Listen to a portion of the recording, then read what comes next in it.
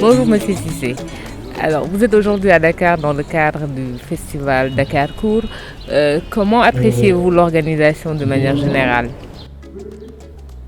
Ben, D'une manière générale, je pense que l'organisation, ça va. Euh, les films, je pense, sont vraiment intéressants. C'est ce qui est l'essentiel pour un festival. Donc, moi, je crois que le festival il est bien parti. Vous êtes le président du jury. Comment se passent les travaux?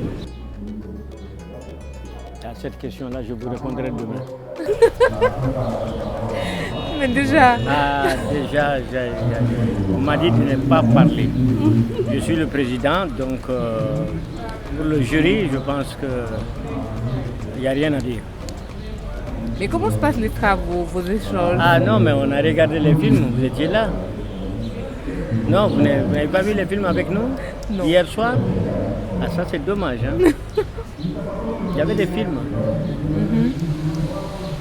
Les films sont intéressants, très intéressants.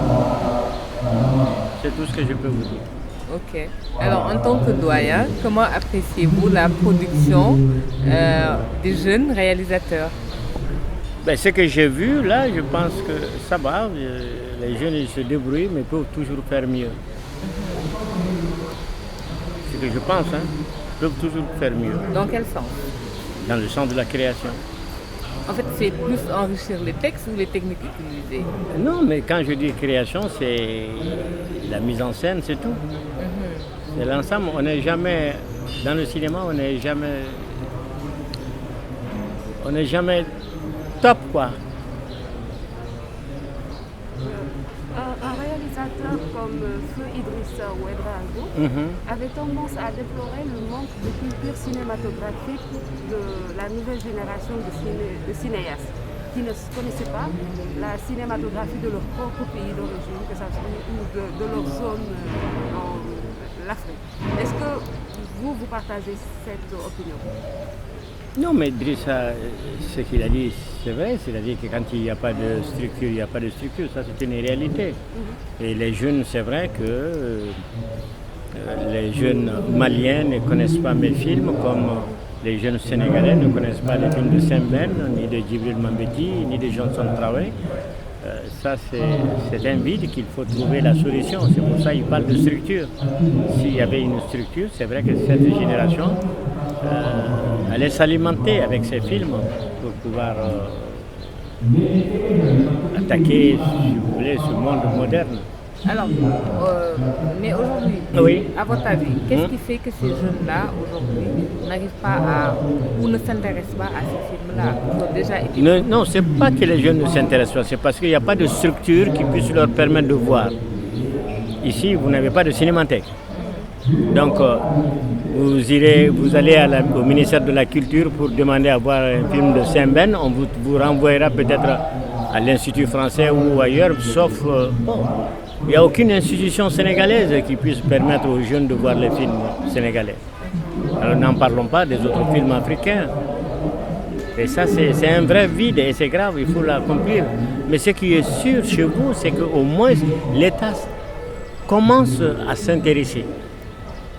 C'est pas qu'il s'intéresse, mais il commence à s'intéresser. Et quand il ira à fond, ben, il verra le résultat. Le peu de résultats qu'il a vu déjà, pendant les 10 années, c'est parce que le peu d'intéressement qu'il a eu à faire avec le cinéma a fait que le cinéma sénégalais rayonne dans le monde.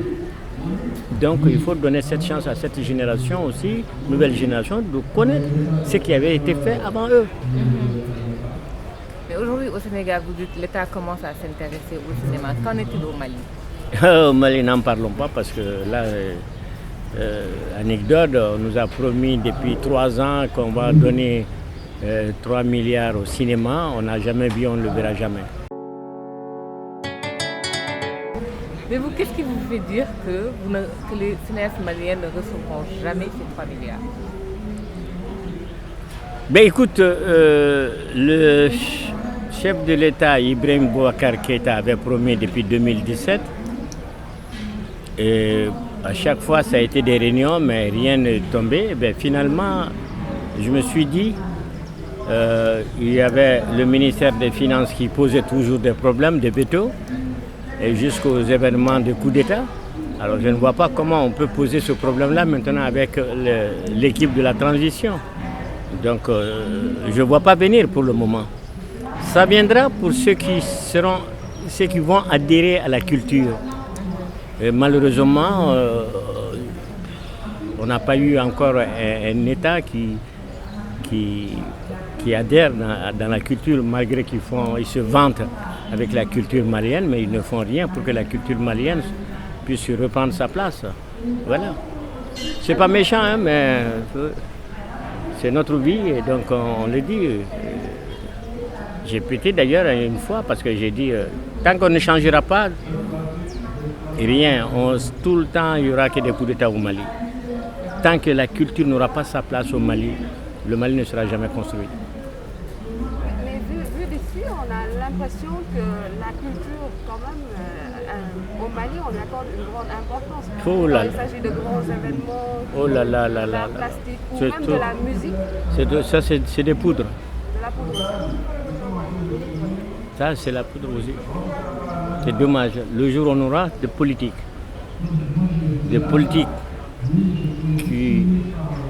qui s'investissent dans la culture, vous allez voir le développement du Mali. Ça fera miracle. Mais pour le moment, on n'en est pas à ce stade-là, malheureusement. Et vous parlez de coup d'État. Vous en avez encore connu il n'y a pas très longtemps. Aujourd'hui, il y a un gouvernement de transition. Mais tant qu'il ne considère pas la culture en tant qu'un vecteur de développement du Mali, eh bien, les choses s'enchaîneront parce que rien ne bouge, rien ne se fait comme ça se doit. On a fait un coup d'État avec Moussa Traoré, on a dit qu'on allait évoluer et tout. Non, 20 ans, on se retrouve sinon pire. Alors à quoi ça sert les coups d'État? Et vous pensez que le développement de la culture pourrait même aider à résoudre peut-être ce problème de terrorisme-là noté dans le Nord Mali? Mais si on ne le fait pas, c'est fini ça. On est dans la main du terrorisme. En tout cas, le Mali est dans leurs mains. Il ne faut pas qu'on s'assoie au Sénégal dire que ce n'est pas notre problème. Non. Si le Mali s'engouffre, le Sénégal va s'engouffrer, la Guinée va s'engouffrer, toute l'Afrique, la Mauritanie va s'engouffrer, tout le monde va tomber. Et c'est ce qui est en train de guetter notre zone. Qu'attendez-vous en fait des États que vous venez de citer, que ce soit le Sénégal, la Guinée, qu'attendez-vous des autorités de ces États-là? Qu'est-ce que j'attends? Quelle attitude elles devraient avoir? L'attitude, il faut être solidaire. Moi, je pense que on n'a pas compris que les problèmes maliens aujourd'hui peuvent rechuter demain au Sénégal, peuvent rechuter demain en Guinée, peuvent rechuter demain en Mauritanie. On ne l'a pas compris encore. C'est vrai, on a créé des zones, comme on appelle J5 ou Sahel 5 ou quoi.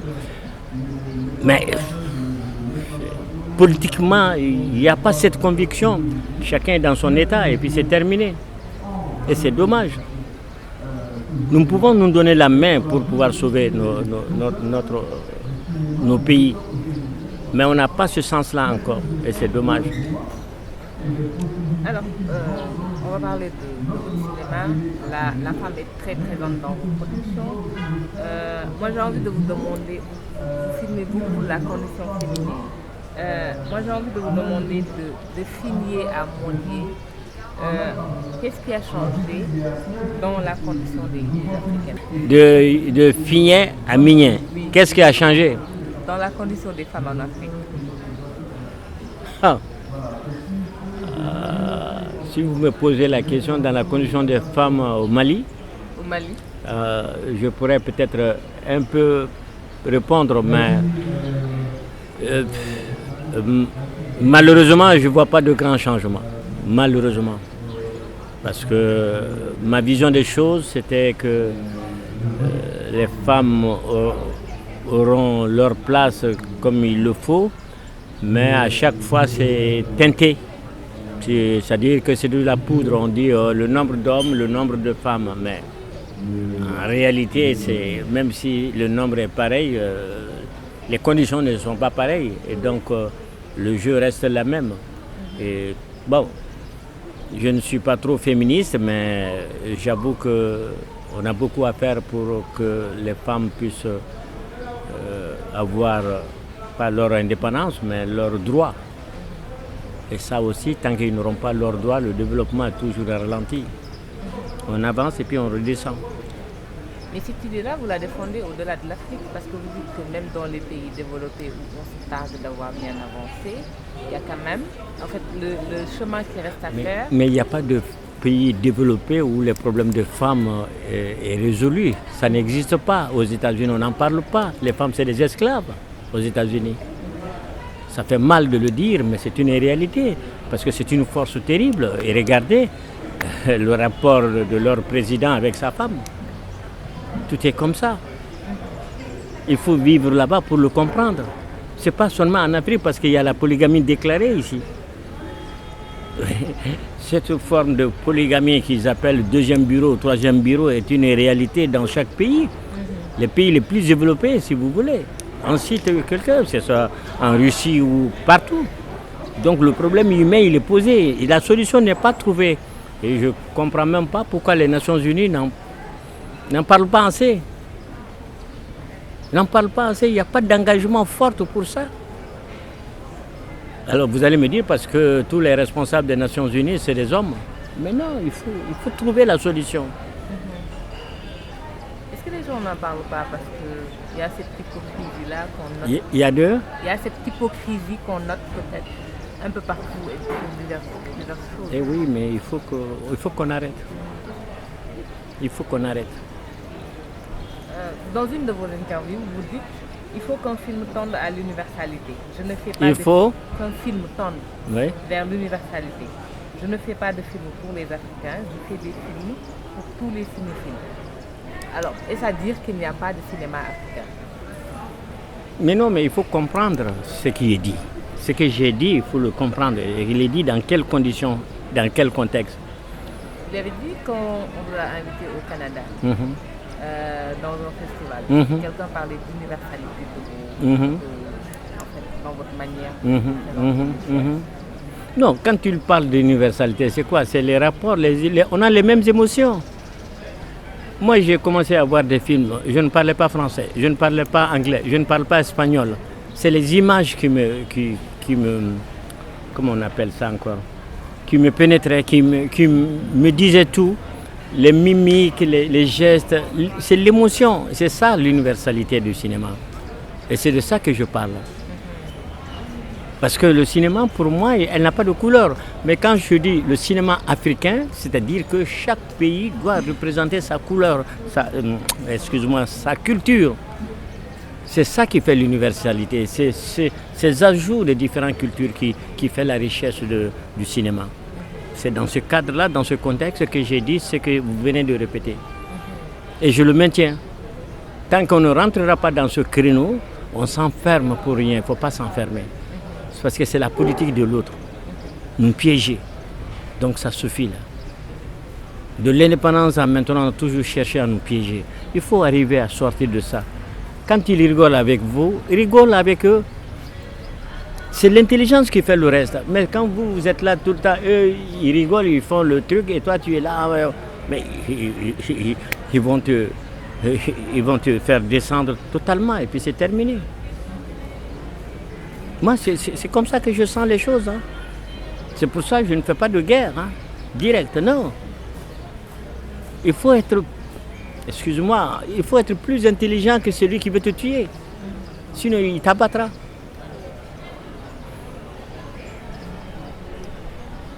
Ok.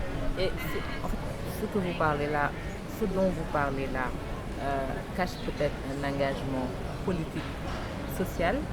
Politique pas dans le sens d'être sur le terrain, mais de dénoncer les choses. Est-ce qu'aujourd'hui vous sentez cela, cet engagement-là, chez les jeunes réalisateurs africains? Mais ils doivent l'avoir parce que j'ai vu que vos jeunes, par exemple, Gomis, il a ses engagements. Mathieu Gueye, pareil. Les jeunes non, ils ont des engagements. C'est pour ça que j'ai dit, même ceux qui font des films à la télé, qui font comment on appelle ça, des bouillabaisse, excusez-moi du mot, des termes, et qu'on commence à les... Je dis non, il faut les laisser. Il faut les laisser se développer. plus ils se développent, plus ils prendront conscience de leur existence. Parce qu'ils sauront en ce moment qu'ils ne sont pas de l'autre côté, qu'ils sont ici avec nous. Et ça, c'est très important. Mais il faut qu'on sache manier la caméra. Si jamais on n'arrive pas à manier, on ne saura jamais s'exprimer. Et on sera toujours comme au début de notre cinéma, qu'ils nous appelaient cinéma en calebasse. J'ai entendu ce mot une fois, mais j'en étais malade. Cinéma en calebasse. J'ai entendu ça quelque part, mais ça m'a rendu malade. Bon, écoute, c'est des gens qui dénigrent l'Afrique, mais en même temps qui veulent venir en Afrique. Donc ne les laisse pas être éternellement maîtres de l'Afrique. C'est tout.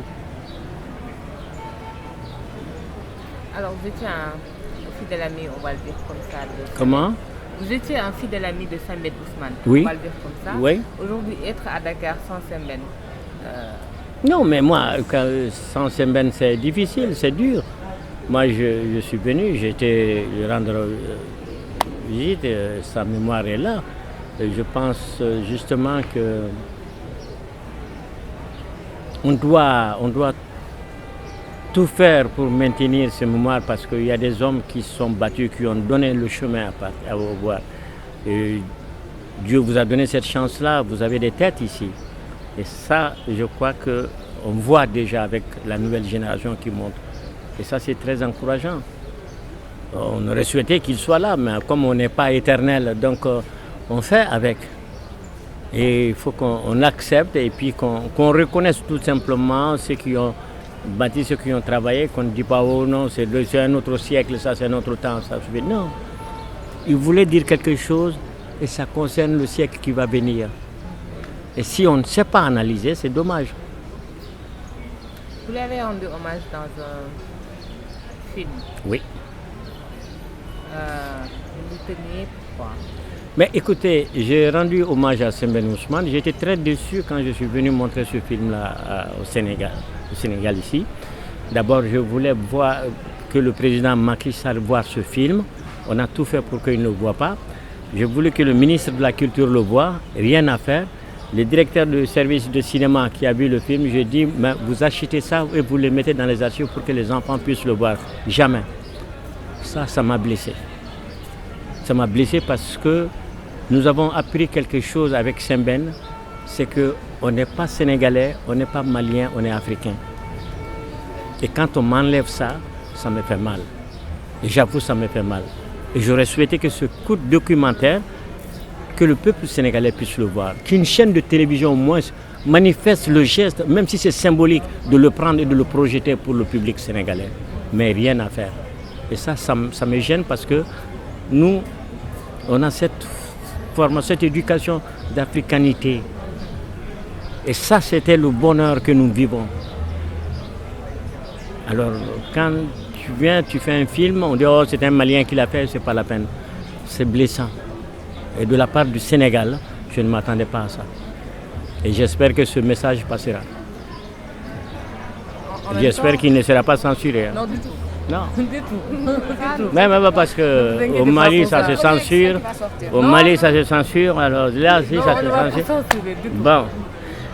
En même temps, en fait, il y a des cinéastes et des cinéphiles sénégalais qui trouvent que le Sénégal ne rend pas assez hommage à Sembène. Est-ce que vous êtes du même avis? Avez-vous le même sentiment? Non, bah moi je vous dis tout simplement. Moi j'ai fait un film pour rendre hommage à Sembène Ousmane et je n'ai pas vu l'intérêt pour l'État sénégalais à ce film-là. Ça me gêne. Ça me gêne.